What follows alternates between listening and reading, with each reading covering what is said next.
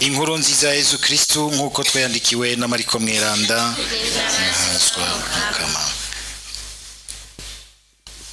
Yezu abonye igihugu c'abantu ku nkombe y'ikiyaga bimutera imbabazi, kuko bari nk'intama zitagira umwongere. Acaja mu kubigisha umwanya utari muto. Aha ririko rirarenga, abigishwa biwe baramwegera bamubwira bati, aha ni mu gahinga kandi ririko rirarenga, barungike baje mu mihana no mu bigwati vya hafi kugura ivyo barya. Yesu arababarira ati, bagaburire mwebwe nyene. Nabo baramwishura bati, none tuja kugura idenariyo 200 ngo tubagaburire? Arababaza ati, mufise imikati ngahe? Genda murabe. Baravyemeza bati, 5 n'ifi 2. Araheza abwiriza kubicarika imirwi ku bwatsi buremvye. Baricara bagira imigwi y'150. Hanyuma yakira nyamikate 5 na za fi 2, arangamiye mu ijuru arayihezagira, amanyura nyamikate ayihereza abigishwa biwe ngo bayigaburire ishengero. Arongera arabagaburira na za fi 2. Bose barajya barahaga. Ibimanyu navyo vy'imikate n'ifi zisigaye babijana vyuzuye ibikemanyi 12. Nabo rero abari bari imikate bari 5,000. Dushimagize iyi nkuru nziza ya Kristo.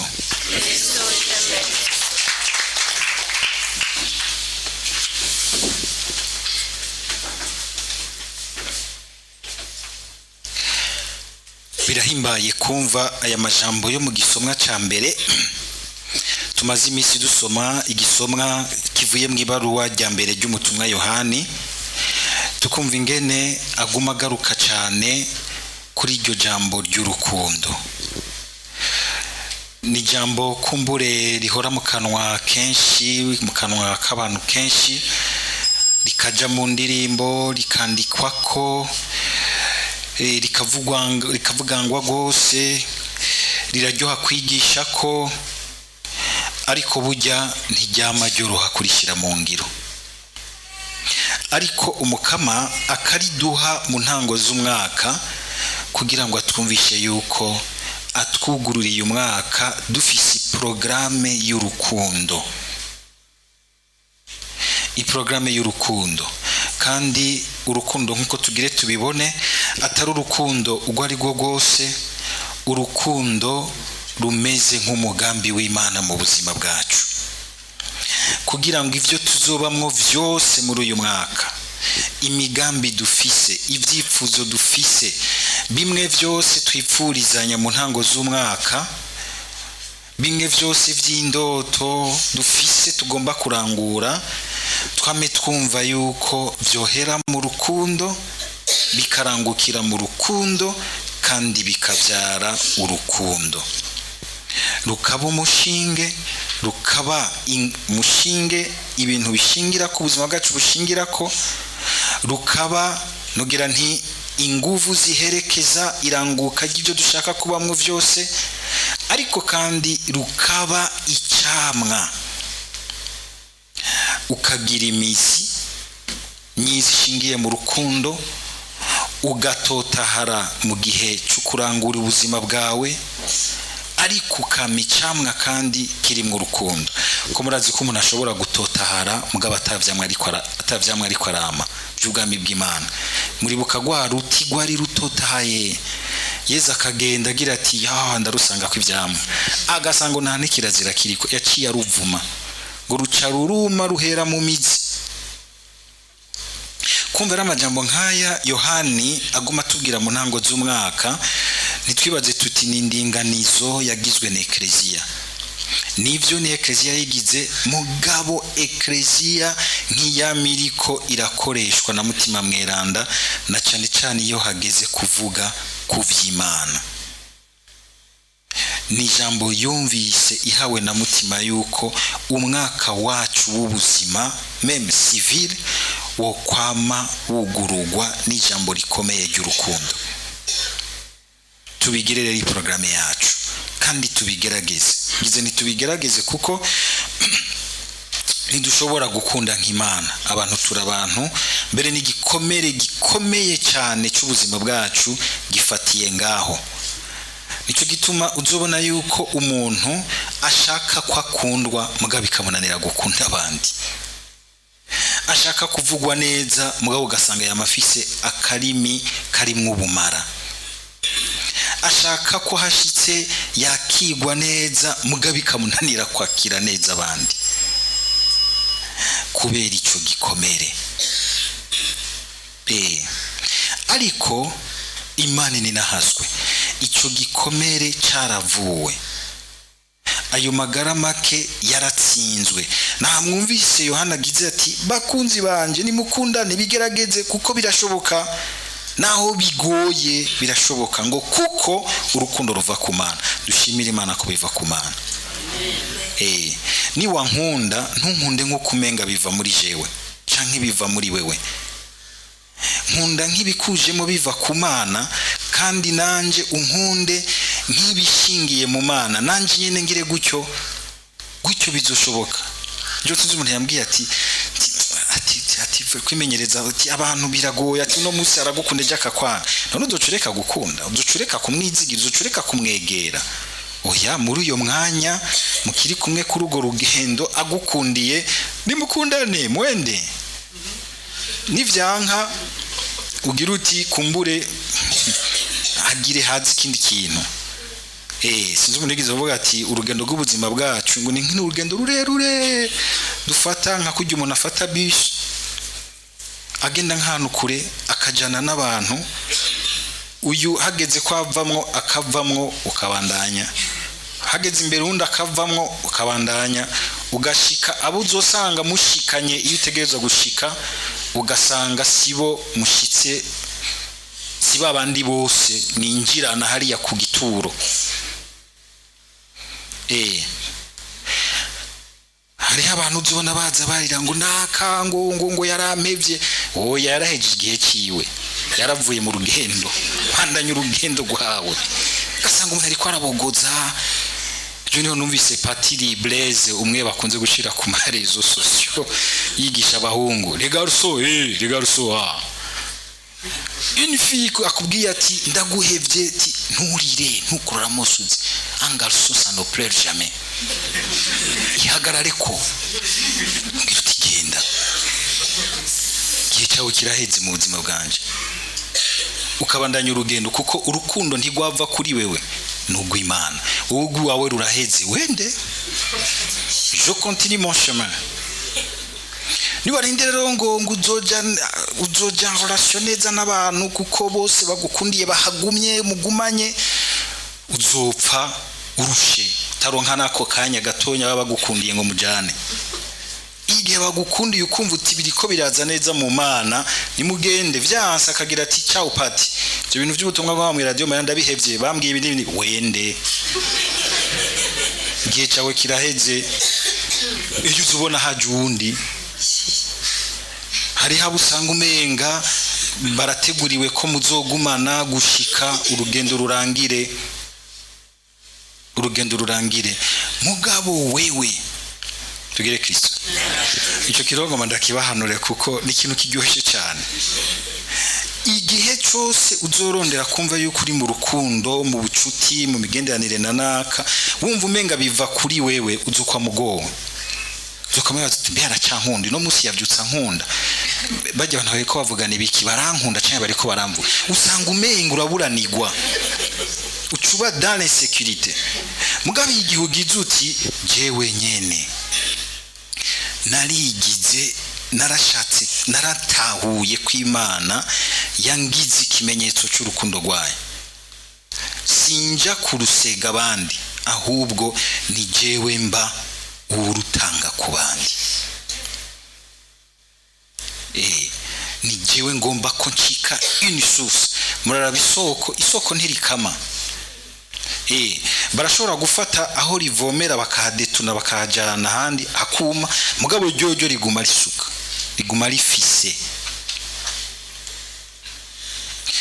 Sinzi ko murabona kagasabisho ka Saint François d'Assise agira ati tifasha sindondere guhozwa ahubwo jewe nyene ndondere guhoza, sindondere ko nganwa ahubwo je ngende ngana abandi, sindondere gukundwa ahubwo ndondere gukunda. Umunsi watanguye kubaho ugira uti jewe Imana yangize igishitsi kivumbi ko cy'urukundo rwayo, ico gihe uzokira ibintu byinshi, cyane cyane uzokira bwa bwoba bw'uko ukundwa canke batagukunda, uzoca bukira. Buzoca bukira, uzoruhuka, uzokumva yuko Imana irakugabira mu rukundo rwayo, kandi kuko igaba mu rukundo rwayo ukenewe yuko nawe agukunda ukumva kure murutswe muri ubu buzima, izomuzana nta gisivye. Nitamuzana nuko ntibikenewe kandi ntakenewe. Ntakwirirwa umuntu arabogoza umwanya wose abonye akantu gahindutse aca atangura kwiyagiriza.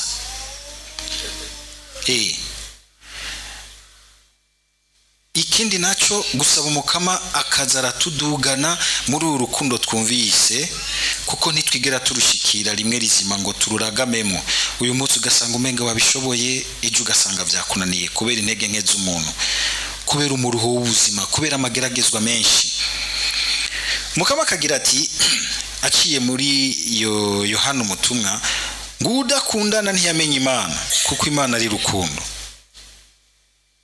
Ngo ngiki icamenyesheje urukundo rw'Imana muri twebwe, ngo nuko Imana yarungitse umwana wayo w'ikinege kwisi kugira ngo tube bazima kubwiwe. Burya rero hari ubwoko bwinshi bw'inkundo. Hariho abantu bakunda abandi nk'akaja mu nda, icyo twita l'amour eros mu kigereki. Eros niho havamwa na za bindi ngo erotique, urukundo rufatiye kugomba, nitwo gwita ko ari n'urukundo, gukunda ikintu kuko ufise inyungu ugishakamo, gukunda umuntu kuko ufise ibyo ugomba kumukurako cyangwa ibyo ugomba kuryoherwa muri we.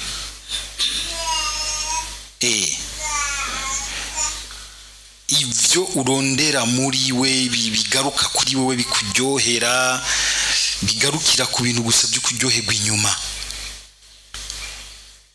bagwita urukundo eros mu gifaransa, kandi urukundo passion sinzi ko no gwita gutyo, urukundo rw'amapeti bimwe bya mbere bitangura kuza by'umuntu w'intege nke, bigarukira gusa ku mubiri we no kuryoherwa no kubaho kuryohewe. Birimo bya bindi byose turakunda. Ipapa yogira ngo uyikunda kugira ngo bipapaye cyane kugira ngo ije mu nda yawe. Gwa rukundo umusore akunda umwigeme kuko afise ibintu agomba kumusaba, cyangwa umwigeme akunda umusore uko amushaka mw'ibintu, kandi yabimwimye agacyama ariko aramukarira amuzibiranya agomba kumugira nabi. Muze mwitonde iyo mubonye abantu bariko barapfa ibintu, ntuma muzi ibintu bariko barapfa heno. Gasanga umugabo asigaye yanka umugore kubera yuko yamukunda nka kujya kwishuri ikunda inka yarinze. Iyo bayankiye usigera se kandi gasanga ifise amanyama hose. Hariho abantu usanga bafise inkundo nk'izo, cyangwa kubera yuko utamuhaye ivyo yashaka, utagize iki, agacagenda aravuga ivyo ashaka byose, akagucafuza, akagira iki. Muze muri tonde, ibintu by'urukundo biragoye. Gusaba umukama kugira ngo dukomeze mu rukundo rwiwe.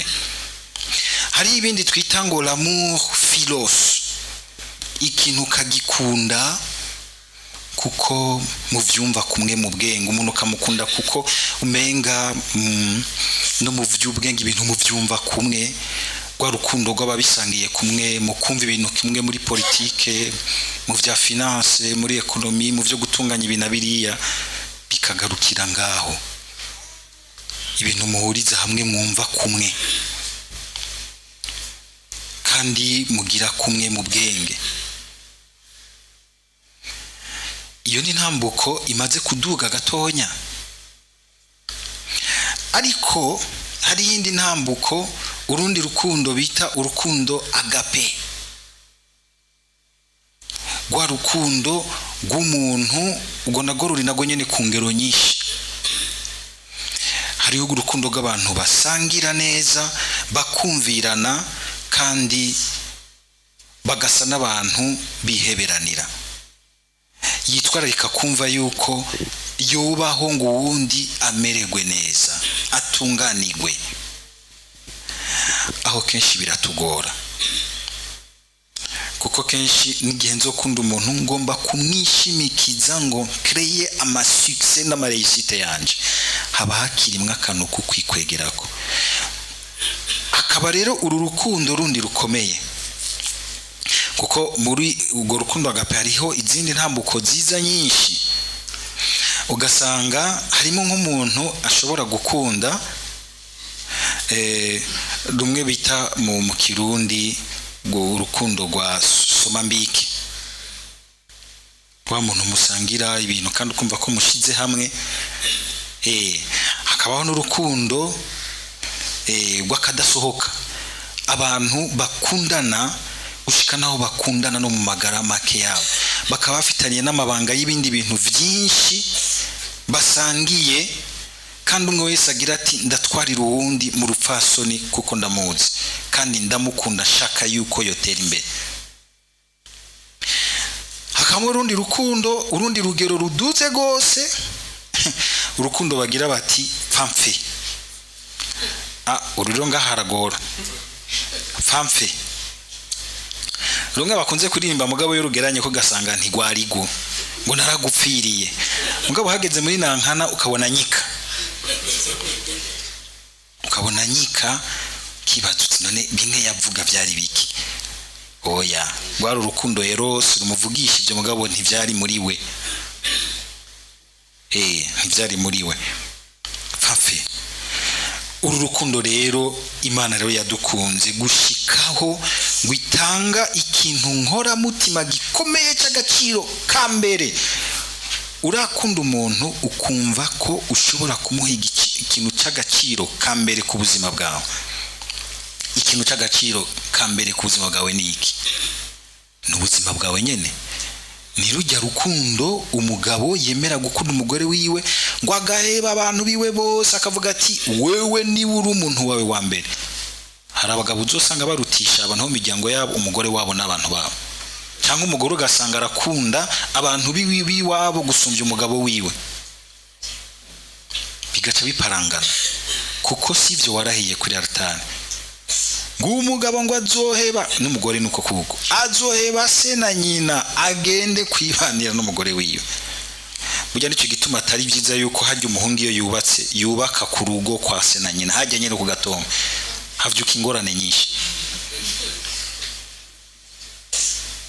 Azoheba korodombiri karo kamenga ntikika, yegara abantu menga baracyari kuri korodombiri kana, cyangwa umuhungu w'umusore no kugira ngo ende gura ipantaro nziza ahitana nyina wiwe ati nguje kuntoza ipantaro mama, nta soni.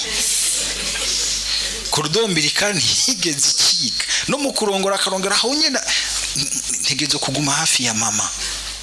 Haro n'abamama bareze abana babo gutyo batigera bava mu ijipo yabo. Uko sugukunda umwana nukumuboha kuko upfuye nawe acapfa. Rwa rukundo rw'Imana ruduha ikintu cy'agaciro, rukadusohora, rukatugira abantu biteka mbere bashobora kwicarana nayo bagasangira nayo bakayaga n'Imana kuri aya maritari yose, bakayaga n'Imana kuri aya maritari yose. Ubwo rero rwamagwatugoye gushikako, nigo tuguma dusaba nk'ingabirano, nigo twamana nk'umwimenyerezo. Iyo ruje mu buzima ruca rucika bimwe bindi Pawulo atubwira mwibaruwa menga rya mbere sitwajya kabiri yandika abanyeko n'igabane c'12 na 13. Muragwibuka ingenda caruvuga shira muri ka karirimbo urukundo rurihangana, urukundo rugira neza, rwemera byose, rurinda byose. Mune kwa ruvuga gutyo umengana amajambo, mugabo gwinjiye mu buzima ruca ruhamagara ibyo duheje kuvuga. Rurihangana, rwemera byose, rurinda byose.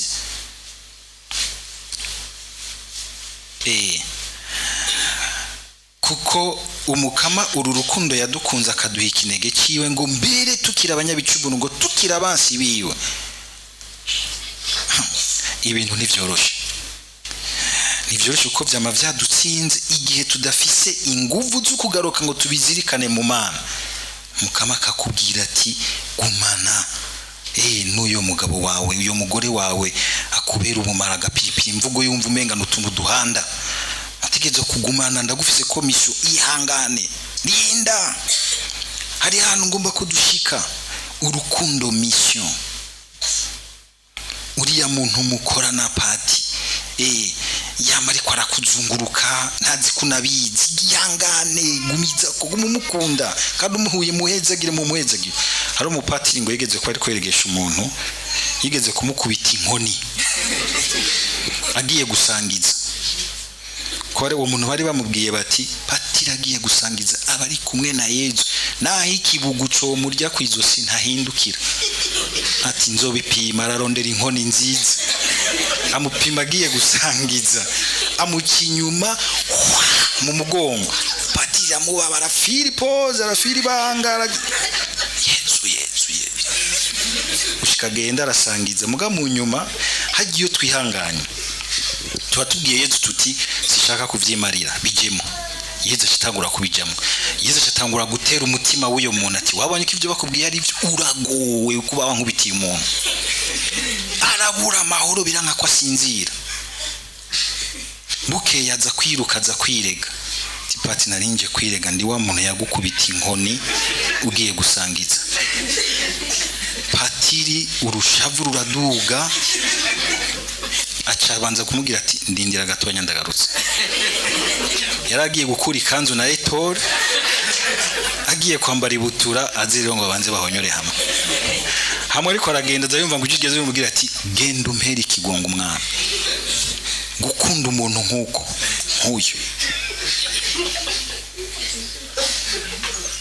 bariko barabisoma ngaho umenga ibintu biryoshe kumva, mugabo hageze kubishira mu buzima usanga birura.